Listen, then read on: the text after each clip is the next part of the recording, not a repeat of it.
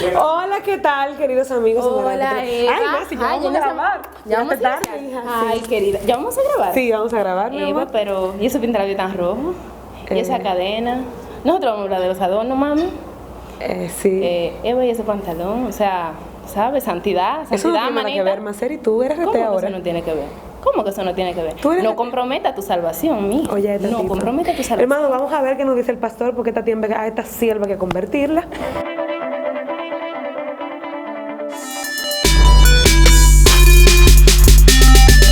Amigos, bienvenidos una vez más a tu programa Incógnitas. Vamos a ver qué tenemos para esta semana con este grandioso elenco. Hola, ¿qué tal, queridos amigos de Maranata TV? Hoy tenemos un tema muy importante y es el tema de los atavíos, las prendas, los adornos, cómo nos ve Dios. Y para eso está nuestro querido pastor Alvin Carrasco para resolver nuestras incógnitas. ¿Cómo está, pastor? ¿Cómo estamos? Muy bien, muy bien. Qué bueno. Bueno, pues iniciamos el día de hoy. Pastor, háblenos de los adornos. El adorno en la escritura es un tema muy mencionado desde el libro de Génesis. El adorno es algo normal, es un tema de cultura, un tema que debe ser tratado en las iglesias, que ha llegado hasta un punto doctrinal, pero que es un tema que está marcado en la escritura y no hay ningún bache aquí que no deba ser discutido. Para eso las iglesias también deberían reunirse para discutir ese tema, porque no hay nada que pueda impedir que se pueda discutir el tema del adorno. ¿De dónde viene eso de condenar, si la Biblia es clara, como usted dice, de condenar a las personas que lo usan? Muy buena pregunta. El tema de la condena viene más bien de lo que dice Isaías, del libro de Isaías capítulo 3, que habla de que el Señor en aquel día quitará de las hijas de Sión, y hace una lista de adornos que llevaban las mujeres, que dice que el Señor se las quitará. ¿Por qué? Porque las hijas de Sión andaban con el cuello erguido, ensoberbecida, y caminaban como que hacían son con los pies. Desde ese punto de vista empieza a vetarse, a anularse el tema del adorno en las iglesias, y eso se afianza más con lo que dice Pedro en el capítulo 3, que habla de que el atavío no sea el externo, sino el interno. Sí, pero también en Génesis vemos que... Pero hacia allá es donde voy, porque realmente no hay un rechazo. Mirémoslo desde el punto de vista cultural primero. Las mujeres en la cultura israelí, en todas las culturas del área, los árabes, los israelitas, los asirios, los medopérsicos, todas las regiones, todas las mujeres de esa región hacían lo mismo, y era vestirse con mucho decoro, con mucha decoración, con mucho adorno. ¿Por qué? Porque la riqueza de una mujer se encontraba en la decoración que llevaba. Cuando una mujer se casaba, la dote que recibía una mujer la recibía en oro, en plata y en vestidos lujosos. Por lo tanto, era necesario llevar eso. ¿Por qué? Porque cuando el marido decidía darle carta de divorcio, según la ley de Moisés, lo único que podía llevarse esa mujer era el aditamento que tenía puesto. Por eso era normal que las mujeres en esa época usaran tantas prendas. Las mujeres pobres no tenían prendas, no tenían nada que llevar, no tenían adornos. Pero las mujeres de alcurnia sí se ataviaban con eso, porque la única riqueza que poseían era eso. Entonces, por eso se hacía algo normal. Las judías aprendieron el arte del maquillaje en Egipto, porque como ustedes sabrán, el arte del maquillaje nació en Egipto. Entonces, como todo eso nace en Egipto, recuerden que el pueblo de Israel, los israelitas, duraron 400 años esclavos en Egipto. Y aunque eran esclavos, aprendieron las artes y las culturas egipcias. Y el maquillaje en las mujeres de Israel nace en Egipto. Pero no solo nace en Egipto el maquillaje, sino también el adornarse. el adorno. Un pueblo que dure 400 años esclavo en un lugar, no solo aprende el idioma, aprende la cultura, la costumbre y su forma. En 400 años se acaba totalmente una genealogía. Bien, pero ellos conservaron esto y ya en Egipto aprendieron esas artes del maquillaje y del adorno. Cuando salen de Egipto, recuerden, Dios le dice a Aarón para hacer el becerro de oro, de hecho, para hacer el becerro de oro, mandó a quitar, a recoger oro. ¿Y dónde estaba el oro? El oro estaba en las orejas, en los pies, en el cuello, en las muñecas, hasta en piercing que se hacían la mujer porque era normal en ese momento. Entonces, pastor, quiere decir que este versículo de Éxodo 32:2, donde dice que Aarón les dijo: apartad los zarcillos de oro que están en las orejas de vuestras mujeres y de vuestros hijos y de vuestras hijas y traédmelos, no está diciendo que el Señor ordena que eso sea quitado de la mujer o que eso sea condenado, sino se está refiriendo a esto que usted nos habla de lo del becerro de oro. Hay dos puntos aquí. Primero, para el becerro de oro, Aarón pide oro, pero después también para la hechura del arca y de los muebles sagrados del tabernáculo, también es recogida otra porción de oro del pueblo. Excelente. Pero no fue por temas de adorno que Dios se lo manda a quitar. Dios se lo manda a quitar para hacer algo. Y eso es bueno que el pueblo lo entienda. Entonces, eso fue parte de la cultura israelita. Llegan los jueces, llegan los reyes y aún las mujeres israelitas se ataviaban de esa manera. Se ponían anillos en las joyeles en las narices, eso era normal en la cultura. Se ponían anillos en los dedos, se hacían varias aberturas en las orejas para poner, y aún los hombres lo hacían, porque era normal dentro de su cultura. O sea, pastor, que para nosotros sí estaría mal yo hacerme 3 aretes, un piercing, hacerme desde aquí, porque aquí eso es mal visto. No estaría mal, porque es que no hay ninguna maldad. El hecho no es de si es malo, si está bien o si está mal. El hecho es qué tan bien percibido está por la cultura, por la costumbre. No tenemos nosotros esa costumbre, ha sido una costumbre adquirida. En República Dominicana la costumbre es que las mujeres se hagan un hoyo en la nariz, un hoyo en las orejas. Sin embargo, a los hombres no se le ve bien porque nuestra cultura no es normal. Si tú vas, por ejemplo, a una cultura europea, para los europeos no es nada, para nosotros sí. Pastor, hay una pregunta. ¿Sabe que todo lo que viene de Egipto lo ven como malo? Lo ven como malo, como que es pecado, es inmundo. O sea, todo lo que se trae de Egipto. Entonces, si el maquillaje y esas prendas vienen de Egipto, o sea, no estaría mal porque nosotros estamos imitando.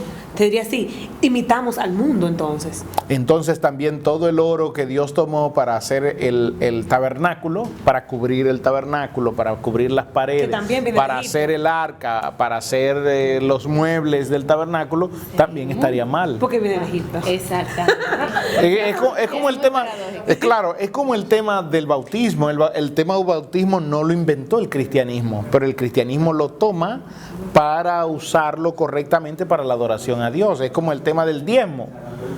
El tema del diezmo no es un tema que inventó el Señor,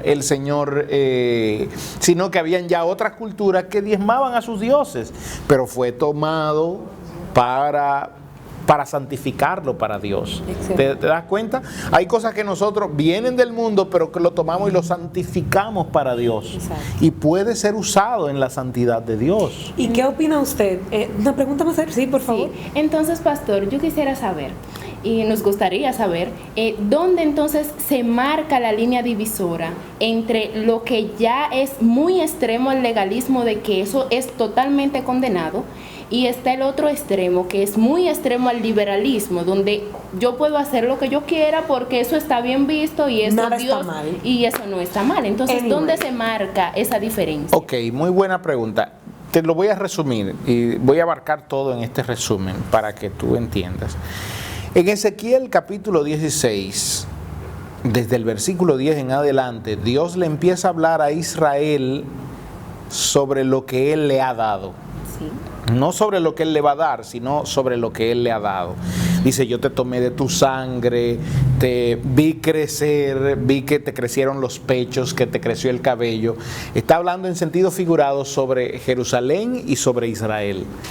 Yo te tomé cuando tú fuiste despreciada, yo te tomé, te engrandecí, puse anillos en tus dedos, puse joyeles en tus orejas, puse gargantilla en tu cuello, sí. Te adorné, te atavié, te puse vestido costoso y fuiste para mí una reina. Eso lo dice, pero ojo, esto es sentido figurado lo que Dios habla está usando. Del adorno, y lo está hablando en sentido figurado. Ahora bien, ese mismo cuadro de sentido figurado que Dios usa en Ezequiel, debemos aplicarlo a Isaías capítulo 3, que habla de que Dios le iba a quitar lo que Él le dio en Ezequiel. Entendamos. Excelente, brillante. Dios le da a Israel toda esta hermosura y todos estos adornos, pero en Isaías capítulo 3 Él se la quita. Otra parte es lo que dice Pedro 3. ¿Qué dice Pedro 3? El versículo 3. Dice, vuestro atavío no sea el externo de peinados ostentosos, de adornos de oro o de vestidos lujosos, sino el interno, el del corazón, en el incorruptible ornato de un espíritu afable y apacible, que es de grande estima delante de Dios. Fíjate que en esa cita Pedro no está prohibiendo el atavío. Pedro está haciendo dos comparaciones. La verdadera mujer de Dios no es la que tiene esto. No, Pedro no está diciendo no se pongan eso. Pedro está diciendo lo que define a una mujer de Dios, y la pone las dos en balanza, no es estas muchas cosas, sino estas muchas cosas. Qué bueno. Es lo que Pedro está diciendo. Lo importante para una mujer de Dios no es estas muchas cosas. Esto no importa que tú te lo pongas o que no te lo pongas, porque esto no te define, lo que Pedro está diciendo. Lo que te define es el atavío interno, es lo que tiene gran estima, es lo que tiene gran peso para con Dios, es lo que Pedro. En ninguna parte en la Biblia se prohíbe, pero lo hemos tomado como una doctrina para aplicación de una doctrina. Por ejemplo, pastor, yo he escuchado mensajes testimonios, ¿verdad?, de personas que han ido al infierno y que han visto que a las que usan prenda se le va a meter un gusano por el oído y le va a salir por el otro y le va a dar todo el cuerpo y así va a ser su fin en el infierno, así es que están en el infierno. Entonces muchas personas toman esto. Eso son imaginaciones. Totalmente. Son imaginaciones, nada más. Totalmente. Eso no tiene nada que ver con el texto bíblico. De hecho, no hay ninguna cita bíblica que pueda avalar ese tipo de cosas. No existe. Que no se pueden son deslizar, invenciones. Las que se deslizan en el infierno tienen un secador que le va a quemar la cabeza. Pasa lo mismo, por ejemplo, cuando tú estás viendo una serie de televisión y tú estás emocionado viendo una serie y tú te enfermas y te da fiebre. Me ha pasado. Y te da fiebre. Tú sabes lo que tú piensas mientras tienes la fiebre y solamente te sueñas con la serie. Ay, sí. No cualquier otra. Entonces, la gente que suele, a veces en sus enfermedades, el delirio le da con ese tipo de cosas, que fue al infierno. Pero no entiendo, pero bien, porque eso no afecta, o sea, ¿en qué afecta eso? No, es que no tiene nada que ver. Ahí es donde voy a la pregunta inicial que tú me hiciste. El tema del cristianismo es un tema de balance. Lo que Cristo vino a enseñarnos fue el correcto balance de las cosas, el correcto equilibrio. Alguien me podría decir, ese está mal vestida, o este está mal vestida, o este está bien vestida, porque nosotros somos los que le ponemos peso a las cosas. Le damos forma. ¿Qué tan larga debe ser una falda o qué tan corta? ¿Qué tan apretado debe ser un pantalón o qué no tan apretado? Nosotros somos los que le ponemos.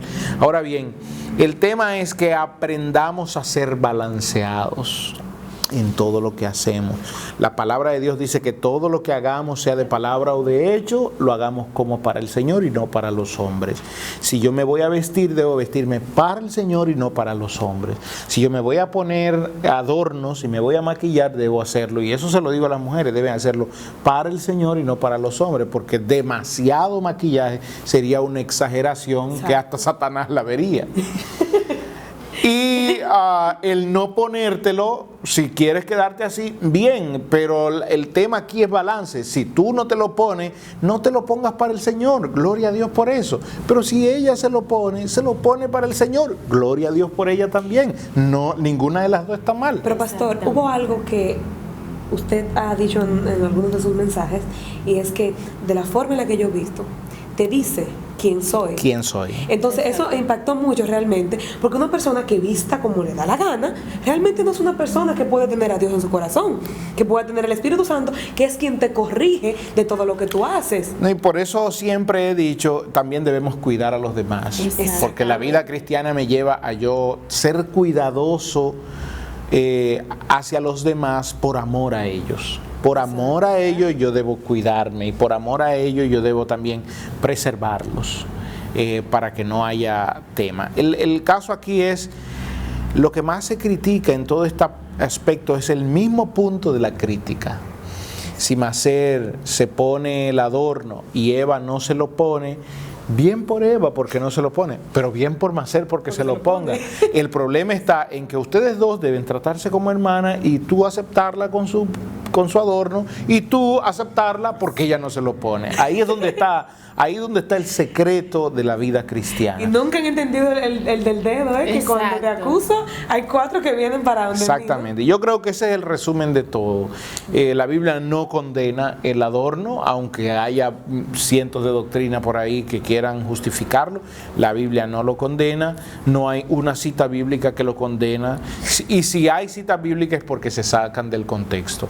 La Biblia condena más la hipocresía entre nosotros que el uso del adorno. Okay. Bueno, pastor, ya para finalizar, quisiéramos que usted les dé un consejo a los jóvenes que ven estos videos respecto a esto de los adornos, de cómo vestirnos, porque si lo hacemos para el Señor, debemos de hacerlo con excelencia.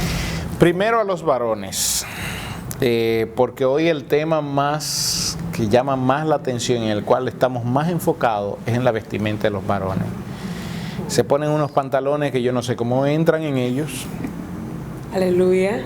Y que se marca todo. Santo. Y eso no se ve bien, no habla bien de ti, y menos cuando estás ministrando. Por favor, no lo hagas. No lo hagas, porque al frente tuyo hay personas, ancianos, que no están oyendo el mensaje por lo que están viendo. Y eso no está bien. El mensaje de la palabra de Dios no debe tener ningún tipo de distracción, ninguno. Si es posible, vístete entallado a tu cuerpo, eso está bien, pero no trates de llamar la atención hacia la mirada a ti para desviar la palabra de Dios, porque esto sí estaría mal. A las jóvenes, vistan, antes de vestir, véanse al espejo. Y que sea el propio Espíritu Santo de Dios que hable a sus vidas, tanto a hombres como a mujeres, que sea el propio Espíritu Santo. Las empresas tienen código de vestimenta. Yo creo que en las iglesias también deberían haber códigos de vestimenta, para que la gente no vaya ni muy escotada, ni con falditas muy cortas, ni con pantalones muy ajustados, porque yo debo también cuidar la santidad de mi hermano, y no sé yo la causa por el cual mi hermano caiga. Así es. Excelente. Bueno, chicos, esto ha sido todo por hoy. Ha sido un placer estar con ustedes, y nos vemos en la próxima entrega. Chao, chao. Bye.